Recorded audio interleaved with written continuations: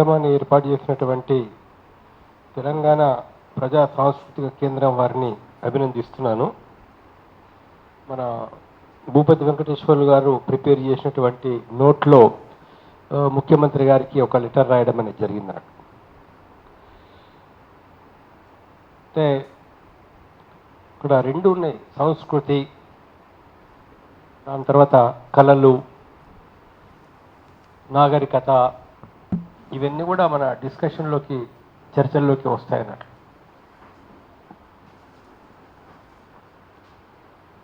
అంటే సంస్కృతిలో ప్రధానంగా ఏంటంటే ఆర్ట్స్ వస్తాయి, అదేవిధంగా మనుషుల యొక్క ఇంటలెక్చువల్ అచీవ్మెంట్ కూడా వస్తున్నారు. అంటే సమాజం అభివృద్ధి చెందుతున్నటువంటి దశలో, సమాజం డెవలప్ అవుతున్నటువంటి దశ లోపల మానవుడు సాధించినటువంటి ఒక అభివృద్ధిని ప్రతిబింబించడం, ఆ సందర్భంగా వచ్చినటువంటి వివిధ కళలు, ఇప్పుడు పెద్ద పెద్ద భవన నిర్మాణాలు కావచ్చు, ఒక మందిరాల నిర్మాణాలు కావచ్చు, లేదా నేత పని వాళ్ళ లోపల ఒక అద్భుతమైనటువంటి కళా నైపుణ్యం కావచ్చు, బంగారు పనిలో ఒక అద్భుతమైనటువంటి కళా నైపుణ్యం కావచ్చు, లేదా సంగీతం కావచ్చు, లేదా నటన చాతుర్యం కావచ్చు, నటన, సంగీతము, దాని తర్వాత ఏతుందో వివిధ కళలు, అంటే శిల్పకళ కావచ్చు, మరొక కళ కావచ్చు, నాట్యం కావచ్చు. సో ఇవన్నీ కూడా ఆర్ట్స్ కిందకి వస్తాయి. మనం అలాంటప్పుడు ఏదైతుందో సమాజం లోపల వస్తున్నటువంటి దానిలో మామూలుగా ప్రజల యొక్క కొన్ని ఆచారాలు అవి కూడా మన కల్చర్ కిందకి వస్తాయి అన్నట్టు. ఇప్పుడు ఫర్ ఎగ్జాంపుల్ మనం నార్త్ ఇండియా వాళ్ళని చూసినాం అనుకోండి, ఉత్తర భారతదేశంలోనే గుజరాతీ వాళ్ళు కావచ్చు, మార్వాడీలు కావచ్చు, ఎవరైనా కావచ్చు, పెద్దవాళ్ళు వాళ్ళ ఇంటికి వస్తే అక్కడ ఉండే పిల్లలు లేసి పాదాలకు నమస్కారం చేస్తారు. అది వాళ్ళ యొక్క కల్చర్, అదొక కల్చర్ అన్నట్టు. సో అదేవిధంగా ఏతుందో మనం అంటే మన మానవ జాతి చరిత్ర లోపల అత్యున్నత విలువలు కలిగినటువంటి ఒక పద్ధతులు, మానవ జాతి చరిత్ర లోపల మానవులు అనుసరించినటువంటి అత్యున్నత విలువ కలిగినటువంటి ఒక పద్ధతులు, అది కూడా మన సంస్కృతిలో భాగమవుతుంది.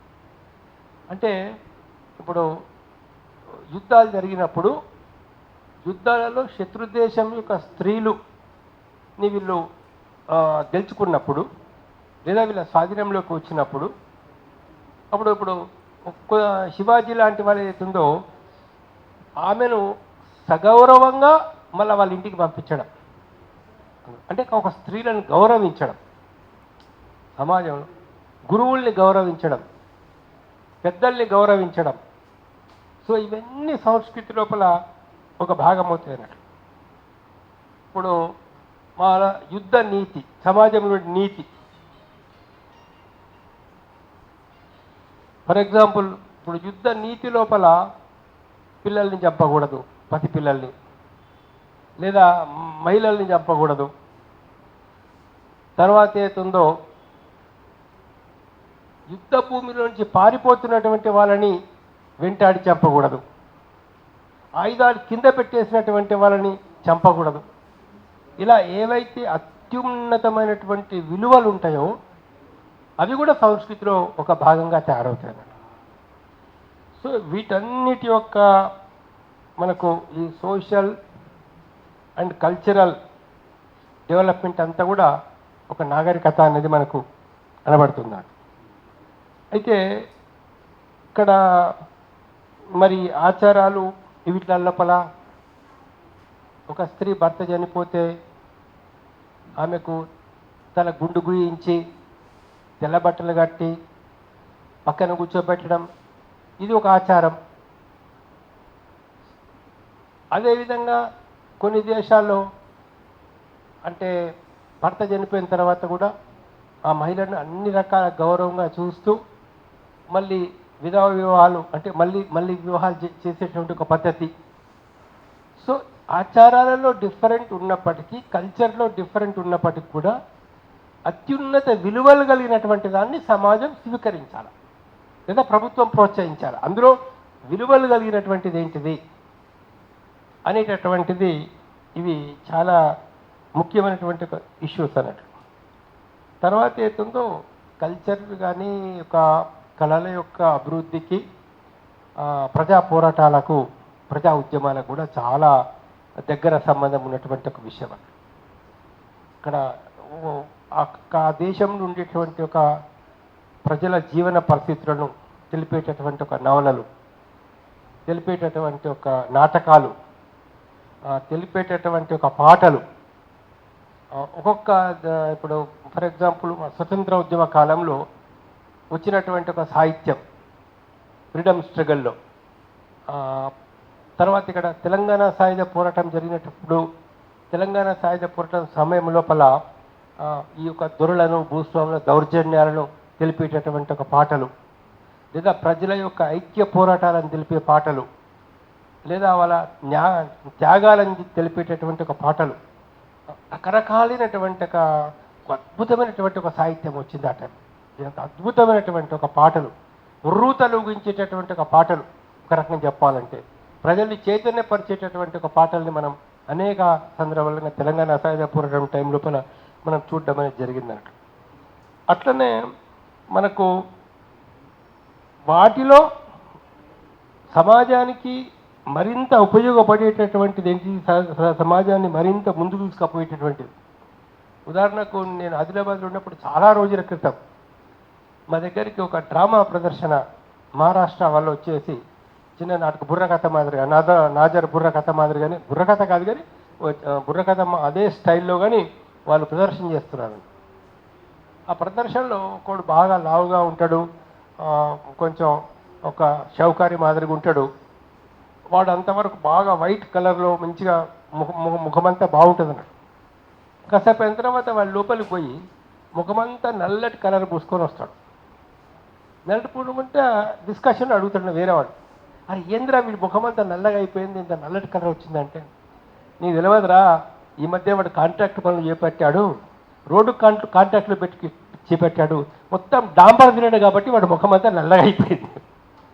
మొత్తం డాంబర్ తిన్నాడు కాబట్టి, రోడ్డు మీద వేయాల్సిన డాంబర్ వాడ తిన్నాడు కాబట్టి వాడి ముఖమంతా నల్లగా అయిపోయింది. అద్భుతమైనటువంటి, అంటే ఈ వ్యవస్థలో జరిగేటటువంటి దోపిడీని, అవినీతిని కూడా అద్భుతమైనటువంటి పద్ధతి లోపల చూపి, ఇప్పుడు చిన్నప్పుడు మనం ఎప్పుడు చూసినటువంటి సినిమాలు, మా భూమి కావచ్చు, దాని తర్వాత రకరకాల సినిమాలు, వాటిలో జరిగినటువంటి ఒక కార్యక్రమం, ఇవన్నీ ఉద్యోగాలు. అయితే క్రమంగా సమాజం అనేది ముందుకు పోవడం లోపల ఏ భావజాలమైతే మనం వ్యాప్తి చెందింపజేయాలో, అంటే ప్రజాస్వామ్యం, సోషలిజం, సెక్యులర్ భావాలు, లేదా అభ్యుదయకరమైనటువంటి భావాలు, లేదా మూఢనమ్మకాలకు వ్యతిరేకంగా జరిగేటువంటి కార్యక్రమాలు, ఇవి ఏ స్థాయి లోపల దీన్ని ముందుకు తీసుకుపోవాలో అటు ప్రభుత్వాలు కానీ, ఒక రకం చెప్పాలంటే లెఫ్ట్ ఉద్యమాలు కానీ ఆ తగినటువంటి ఒక పాత్రను నిర్వహించలేదనేటటువంటిది మనకు కనిపిస్తూ ఉన్నాడు. ఎంత ఇంపార్టెన్స్ దీనికి ఇవ్వాలో, ఒక కల్చరల్ వింగ్స్కు ఎంత ఇంపార్టెన్స్ ఇచ్చి ఎట్లా ముందుకు తీసుకొని పోవాలో, అంటే కుల మత భేదాలకు వ్యతిరేకంగా కానీ, ముఖ్యంగా మత సామరస్యం గురించినటువంటి ఒక లౌకికవాదం, మత సామరస్యం యొక్క ప్రాధాన్యతను, ఇప్పుడు మీకు బహుశా జ్ఞాపకం ఉందో జ్ఞాపకం లేదు, నాకు కొద్దిగా జ్ఞాపకం ఉందని, ఎప్పుడు హైదరాబాదులో మత కల్లోలాలు జరిగినప్పుడు బహుశా 88, 89 ఆ టైంలో మనం ఒకసారి పెద్ద ఎత్తున మత కల్లోలు జరిగిండే. ఎన్నో మనం సీన్స్ ఉంటాయన్నట్లుగా. ఎందుకంటే ఒక హిందూ మహిళ ప్రెగ్నెంట్గా ఉండి ఆమె కొట్టుకుంటున్నటువంటి టైం లోపల ఒక ముస్లిం ఫ్యామిలీ అంత రిస్క్లో కూడా కారు తీసుకొచ్చి ఆమె కారులో కూర్చోబెట్టి వాళ్ళ హాస్పిటల్ తీసుకెళ్ళి అడ్మిట్ చేసి వాళ్ళే డబ్బులు ఖర్చు పెట్టుకొని బ్లడ్ ఇచ్చినటువంటి ఒక సందర్భం. 91 అయినచ్చు, నాకు సరే జ్ఞాపకం లేదు, 91 అయినచ్చు. మళ్ళీ ఇప్పుడు ఒక అంటే హిందూ యువకులు ముస్లిమ్స్లకు బ్లడ్ ఇవ్వడం, ముస్లిమ్స్ హిందువులకు బ్లడ్ ఇవ్వడం, లేదా ఒక ముస్లిం ఫ్యామిలీకి అక్కడ రక్షణ లేకపోతే ఈవెన్ పూజారులు అటువంటి వాళ్ళు కూడా వాళ్ళని వాళ్ళ ఇంట్లో తీసుకొచ్చి దాచిపెట్టడం. లేదా ఒక కాలనీలో ఇప్పుడు ఓల్డ్ సిటీలో కొన్ని ఏరియా లోపల అక్కడ హిందూ ఫ్యామిలీస్కి రక్షణ లేకపోతే ఎంతోమంది ముస్లిమ్స్ వాళ్ళని పిలుచుకొని దగ్గర కూర్చోబెట్టి వాళ్ళకి భోజనం ఏర్పాటు చేసి అన్ని ఏర్పాటు చేసి ఆదుకోవడం. సో ఇది ఎన్నో ఇన్సిడెంట్స్ ఉన్నాయి అన్నట్లు. ఒక మత సామరస్యాన్ని బోధించేటువంటి ఒక ఇన్సిడెంట్స్, వాటిని మన పెద్ద ఎత్తున ప్రచారం చేయాల్సిన అవసరం ఉండే అలాంటి వాటిని అన్నింటిని కూడా మనం. లేదా గుజరాత్లో జరిగినటువంటి ఒక మత కల్లోలాలు, గుజరాత్లో ఎంత పాశవికంగా ఎంత దుర్మార్గంగా జరిగినటువంటి మత కల్లోలాలు, పసిపిల్లలు కూడా తీసి కాల్తున్న మంటల్లో వేయడం. దానిలో మహిళల్ని ఇప్పుడు బిల్కిస్ బాను లాంటి కేసులో ఒక మహిళను 7-8 10 మంది కలిసి రేపు చేయడం, అందులో మళ్ళీ వాళ్ళ కుటుంబ సభ్యుని చంపేయడం. సో అటు దుర్మార్గం జరిగినా లేదా ఒక రకమైనటువంటి ఒక మంచి కార్యక్రమం జరిగినా కూడా ఒక మత సామరస్యాన్ని బోధించేటటువంటి ఒక లౌకికవాదాన్ని బోధించేటటువంటిది, ప్రజల ఐక్యతను చూపించేటటువంటి ఒక కల్చర్ని ఏవైతే డెవలప్ చేయాలో ఆ డెవలప్ చేయడం లోపల ఇదివరకు దేశాన్ని పరిపాలించినటువంటి పార్టీలు దాదాపుగా అశ్రద్ధ వహించినని చెప్పేది, పూర్తిగా ఫెయిల్ అయిపోయారని చెప్పేది కూడా చెప్పాలి. దాని ఫలితమే ఇవాళ అంటే విష సంస్కృతి, ఒక మత మౌఢ్యాలు, దాని తర్వాత ఈ బీజేపీ ఆర్ఎస్ఎస్ విద్వేషం, మత విద్వేషం అనేటటువంటిది రావడానికి ఒక కారణం. ఎంత తప్పుడు ప్రచారం అంటే పాకిస్తాన్లో హిందువుల జనాభా తగ్గిపోతుంది అని ఒక ప్రచారం. లెక్కలు తీయండి మీద ఎక్కడ తగ్గలే హిందువుల జనాభా. భారతదేశంలో ముస్లింల జనాభా విపరీతంగా పెరిగిపోయింది, హిందువుల జనాభా తగ్గిపోయింది. ఫిగర్స్ తీయండి, లెక్కలు తీయండి. ఏది ముస్లిమ్స్ అందరూ గోహత్య చేస్తున్నారు, గోలను చేస్తున్నారు. భారతదేశంలో ఎన్నైతే స్లాటర్ హౌజులు ఉన్నాయో, అంటే మాంసాన్ని, అంటే పశువుల యొక్క మాంసాన్ని, పశువులను చంపించేటటువంటి ఒక ఉన్నాయో అన్నీ కూడా గుజరాతీలకు బీఫ్ ఎక్స్పోర్ట్, భారతదేశంలో ఉన్న బీఫ్ ఎక్స్పోర్టర్స్లలో 95% అంతా కూడా గుజరాతీలు, మార్వాడీలు అండ్ బీజేపీతో సంబంధం ఉన్నవారు. ఇక్కడ హైదరాబాద్ ఉన్నటువంటి ఒక అది ఆల్ ఖైదా అనేది అంటారు, ఆల్ కబీర్ మార్వాడీలది, గుజరాతీలది. గుజరాతీ పేరు ఆల్ కబీర్ పెట్టుకుంటాడు, ఓనర్ ఏమో గుజరాతీ వాడు. ఇప్పుడు అట్లా కదండి, వేరే డిస్కషన్ వేరే లైన్లో పోతున్నది. కానీ ఇప్పుడు ఇంత గోహత్య అని మాట్లాడేటువంటి బీజేపీ వాళ్ళు మాంసం యొక్క ఎగుమతి నిషేధించమని చెప్పండి చూద్దాం. భారతదేశం నుంచి బీఫ్ ఎగుమతిని నిషేధించమని చెప్పండి. పాదిపులుతున్నా అది పాదిపులు కాదు మనకు. అందుకనే ఏందో ఇవన్నీ మనకు ఇట్లా చాలా యొక్క ఇష్యూస్ ఉన్నాయండి. ఈ ఇష్యూస్లలో ఏదైతే ఏ కల్చర్ని అయితే మనం డెవలప్ చేయాల్సిన అవసరం ఉన్నదో ఆ కల్చర్ని, ఆ కల్చరల్ వింగ్స్ను మనం డెవలప్ చేయలేకపోతున్నాం. చాలా ఒక్కొక్కసారి ఒక రకంగా బాధాకరమైన పరిస్థితి ఏంటంటే, ఒకప్పుడన్నా దేశభక్తి కలిగిన వాళ్ళని, నిజాయితీగా ఉండే వాళ్ళని, సింపుల్గా ఉండేటటువంటి వాళ్ళని ఒక రకంగా సమాజం గౌరవంగా చూసేటటువంటి ఒక పరిస్థితి ఉండేది. ఇప్పుడు ఎలా ఉందంటే, ఒక ఐఏఎస్ ఆఫీసర్ నిజాయితీగా ఉన్నాడు, బాగున్నాడు, లేదా మరొకడు బాగా కరప్షన్ చేసి 100 కోట్లు 1000 కోట్లు సంపాదిస్తున్నాడు అని అంటే అన్ని ఆర్గనైజేషన్స్ వాళ్ళు కరప్టోని పిలుస్తారు, షావులలు కప్పుతారు, వాడికి ఏతుందో వాటికి సన్మానాలు చేస్తారు, వాడితో వాడిని ఒక గొప్పగా చిత్రీకరిస్తారు. మరొక నిజాయితీగా ఉన్న ఎమ్మెల్యేను, ఏమీ సంపాదించని ఎమ్మెల్యేను, ఏమీ సంపాదించని ఎంపీని, దానిలో నీతికి నిజాయితీకి మారుపేరుగా ఉన్నటువంటి వాళ్ళని మనం పిలిచి సన్మానించుకుంటున్నామా, మనం పిలిచి గౌరవించుకుంటున్నామా? సో ఈ యొక్క సందేశం అయితే మనం సమాజానికి ఇవ్వాలో, ఆల్టర్నేట్ కల్చర్ని అయితే డెవలప్ చేయాలో, మనం ఆ ఆల్టర్నేట్ కల్చర్ డెవలప్మెంట్ చాలా అవసరం. ఆల్టర్నేట్ కల్చర్ లేదు, ఆ కల్చర్లో ఉన్న ఇప్పుడు దోపిడీ కల్చర్లో ఉన్నటువంటి ఒక స్వభావాన్నైనా మనం చెప్పగలుగుతున్నామా? ఇప్పుడు వేమన గారు చెప్పారు ఎప్పుడు సార్, కులము గలుగువాడు గోత్రము గలవాడు విద్య చేత వీర్ర వీగువాడు పసిడి గలుగువాని బానిసా కొడుకురా అని చెప్పి చెప్పారు. ఇవాళ ఎంత పెద్ద స్మగ్లర్ అయినా, ఎంత పెద్ద బ్లాక్ మార్కెట్ చేస్తుంటైనా కూడా దేశంలో బ్యాంకుల్ని ఎగ్గొట్టి లక్షల కోట్లు ఎగ్గొట్టిన వాడికి సుప్రీంకోర్టులో హయ్యెస్ట్ అడ్వకేట్స్ దొరుకుతారంట. ఎంతో ఫేమస్ ఉన్న అడ్వకేట్ దొరుకుతారు, పరిగెత్తుకొని వచ్చేస్తారు. మరి అదే పేదవాడు ఆ పాపం సాయిబాబాను ఎత్తుందో జైల్లో ఉండి 8 ఏళ్ళు జైల్లో ఉంటే చివరికి బయటకు వచ్చినాక చచ్చిపోయాడు.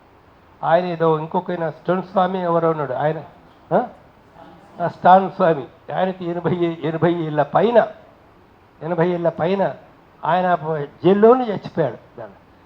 చివరకు కేసులో ఏమీ లేదు అని కోర్టు తీర్పు చెప్పింది. సాయిబాబా కేసులు కానీ మిగతా కేసులు కానీ ఎట్లా తప్పుడు కేసులు పెట్టేదానికి వ్యతిరేకంగా ఒక ప్రజల తిరుగుబాటు రావాల్సినటువంటిది, ఓ ప్రజల గొంతుగా వినిపించాల్సినటువంటిది, అది మనం వినిపించలేకపోతున్న సమాజం అని అంటే ఎటుపోతున్నది సమాజం. ఇవాళ అంటారు చాలామంది, ఆ దేశాన్ని మోడీ రక్షిస్తాడు. దేశ రక్షణ కావాలంటే మోడీ ఉండాల్సిందే, దేశ రక్షణ కావాలంటే మోడీ ఉండాల్సిందే. భారతదేశంలో హిందువులను రక్షించేవాడు మోడీ అని. అది నిజంగానే హిందువులను రక్షించేవాడు మోడీ కనుకైతే మొన్న పెహల్గావ్లో అంత జరిగినప్పుడు 2 కానిస్టేబుల్ అక్కడ పెట్టి ఇన్సిడెంట్ జరిగేదా? 2 కర్రెగుట్టలో నక్సలైట్లను వేటాడడానికి 30,000 సైన్యాన్ని పంపినావు నువ్వు, ఇక్కడికి 30,000 సైన్యాన్ని పంపినావు, అక్కడ 3 కానిస్టేబుల్లను పెట్టలేవా నువ్వు? ఇంటెలిజెన్స్ రిపోర్ట్ కూడా ఉంది. అదొక ఏరియా, ఆ ఏరియా కూడా డిస్టర్బ్డ్ ఏరియా మొత్తం అనేటటువంటి, కాశ్మీర్ మొత్తం డిస్టర్బ్డ్ ఏరియానే. మరి అలాంటప్పుడు అక్కడ ఒక్కొక్క పర్యాటక కేంద్రంలో ఎక్కడైతే వందలాది మంది జమగూడతారో అక్కడ ఒక 2 కానిస్టేబుల్ ఎందుకు పెట్టలేదు నువ్వు? 2 days బ్యాక్ మోడీ ప్రోగ్రామ్ ఉండే, అక్కడికి ఎందుకు క్యాన్సిల్ చేసుకున్నాడు? వాళ్ళు పైకి ఎక్కడానికి 1.5 గంట టైం పడుతుంది, దిగడానికి 1.5 గంట టైం పడుతుంది. వెహికల్స్ వాళ్ళు కూడా వాడలేరు, ఎవరు వాడలేరు వెహికల్స్. ఓన్లీ గుర్రాల మీద గాడుగుల మీద పోవాల్సిందే పైకి. దిగేటప్పుడు పైన ఇన్సిడెంట్ జరిగిన తర్వాత కిందికి వాళ్ళు దిగడానికి టెర్రరిస్టులు 1 గంట టైం పడుతుంది మినిమం. కిందికి దిగిన తర్వాత కూడా ఎవరు అరెస్ట్ చేయలే.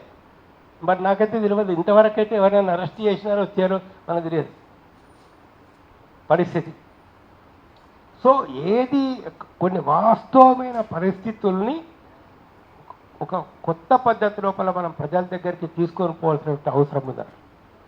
ఇక్కడ మనకు అప్పుడు బుర్రకథ నాజర్ లాంటి వాళ్ళు ఉండేవాళ్ళు, అద్భుతమైనటువంటి ఒక కళారూపాలని ప్రదర్శించేవాళ్ళు. మన రక్త కన్నీరు లాంటి కొన్ని ప్రదర్శనలు మనకు వచ్చేటటువంటిది. మళ్ళీ సినిమాల లోపల కూడా ఒక అద్భుతమైనటువంటి సినిమాలు, అద్భుతమైనటువంటి బాటలు పక్కన అద్భుతమైనటువంటి ఒక సినిమాలు కూడా వచ్చేటటువంటి, అలాంటి ఒక సినిమాలని మనం తీసుకురావాల్సినటువంటి కల్చరల్ డెవలప్ చేయాలి. అరే మొన్న ఏదో చూసినామన్నట్లు, అదేదో సినిమానండి పేరు మర్చిపోయారు, పుష్ప సినిమాకు అవార్డు ఇచ్చాడు. ఏంది అందులో కథ? అందులో ఏమైనా కథ ఉందా? అందులో ఏమైనా సందేశం ఉన్నదా?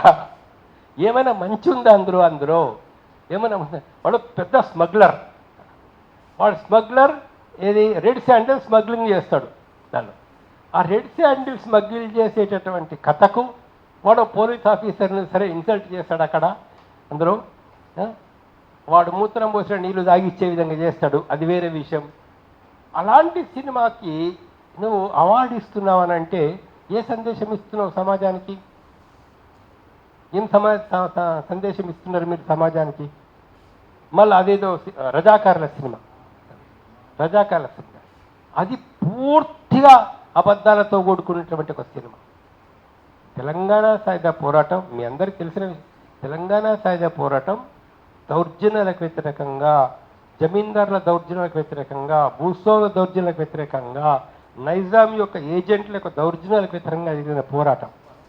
అందులో బందగి ఉన్నాడు, ఎంతోమంది ముస్లిమ్స్ పాల్గొన్నారు, మగ్దుమ్ మొహియుద్దీన్ లాంటి వాళ్ళు నిలబడ్డారు అక్కడ. మనకు ఇప్పుడు షోయబుల్లా ఖాన్ ఏతుందో ఒక పత్రిక ఎడిటర్గా ఆయన ఎన్నో వ్యాసాలు రాసి రజాకారుల యొక్క దుర్మార్గాలని ఆయన పత్రికల్లో ప్రచురించినందుకు షోబుల్లా ఖాన్ వాళ్ళు చంపేయడం జరిగింది అన్నట్లు. ఎంతోమంది ముస్లిమ్స్ ఆ రోజు నైజాం నవాబుకి వ్యతిరేకంగా, రజాకారులకు వ్యతిరేకంగా పోరాడారు. మరి రజాకారుల యొక్క సెక్రటరీ ఎవరు? విష్ణూరు రామచంద్రారెడ్డి, అది చాలామంది తెలియదు. రజాకార్ యొక్క సంస్థకు కార్యదర్శి విష్ణూరు రామచంద్రారెడ్డి. మొత్తం డబ్బులు ఇచ్చింది రెడ్లు. అంటే రెడ్డి అంటే ఒక కులమని కాదు, అక్కడ దొరల యొక్క ప్రతినిధులే, మొత్తం దొరలు జమీందారుల యొక్క ప్రతినిధులు రజాకారులకు డబ్బులు ఇచ్చి, ఆయుధాలు ఇచ్చి వాళ్ళని కాపాడి వాళ్ళని తయారు చేసినారు ఇక్కడ. సో ఆ జరిగిన ఉద్యమం ఏంటిది? దొరల దౌర్జన్యానికి వ్యతిరేకంగా జరిగిన ఉద్యమం, అందులో స్వతంత్రం కోసం జరిగిన వ్యక్తిని, భూమి కోసం జరిగిన వ్యక్తి, వెట్టి చాకీకి వ్యతిరేకంగా జరిగిన పోరాటం అది. బానిసత్వానికి వ్యతిరేకంగా జరిగిన పోరాటం, అయ్యా దొరా నీ బాంచ అనేటటువంటి దానికి వ్యతిరేకంగా జరిగిన పోరాటం అది. ఆ పోరాటాన్ని వాళ్ళ హిందూ ముస్లింగా ఒకటో రెండో ఇన్సిడెంట్లు తీసుకొని అది హిందూ ముస్లింల యొక్క గొడవగా సృష్టించడం అనేది పూర్తిగా ఏదైతే ఉందో చరిత్రను వక్రీకరించడం, ప్రజల్ని పక్కదో పట్టించడం, మతోన్మాద భావాలు, ముస్లింల మీద వ్యతిరేకతను రెచ్చగొట్టే భావాలను పెంపొందించడానికి జరిగిన కుట్రలో భాగంగా రజాకార సినిమా తీసినాం. బీజేపీ భావజాలాన్ని పెంపొందించడం కోసం తీసిన నువ్వు అలాంటి సినిమాకు ఇవాళ అవార్డు ఇస్తున్నావు అంటే ఏం సందేశం ఇస్తున్నారు మీరు సమాజానికి? ఏ మెసేజ్ ఇస్తున్నారు సమాజానికి? కాబట్టి అవుతుందో ఒక మంచి సినిమా. ఇప్పుడు ఆ నలుగురు సినిమా వచ్చింది, ఒక సోషల్ సబ్జెక్ట్ అయినా కూడా ఒక అద్భుతమైనటువంటి ఒక సినిమా. అదేవిధంగా ఎన్నో సినిమాలు వచ్చినాయి, ఒక మంచి సందేశం ఇచ్చిన సినిమాలు, ఒక పరస్పర విశ్వాసాన్ని పెంపొందించే సినిమాలు, నీతికి నిజాయితీకి విలువనిచ్చే సినిమాలు, నిజమైన ప్రేమకు విలువనిచ్చేటువంటి ఒక సినిమాలు, అందులో ఒక మానవత్వాన్ని పెంపొందించేటటువంటి విలువలు ఉన్నటువంటి ఒక సినిమాలు ఎన్నో ఉన్నాయన్నట్లు. ఒక కొత్త కల్చర్ని మనం డెవలప్ చేయాల్సిన అవసరం ఉంది. దానికి మరి వామపక్ష భావాలు ఉన్నటువంటి వాళ్ళే పూనుకోవాల్సినటువంటి అవసరం ఉంది.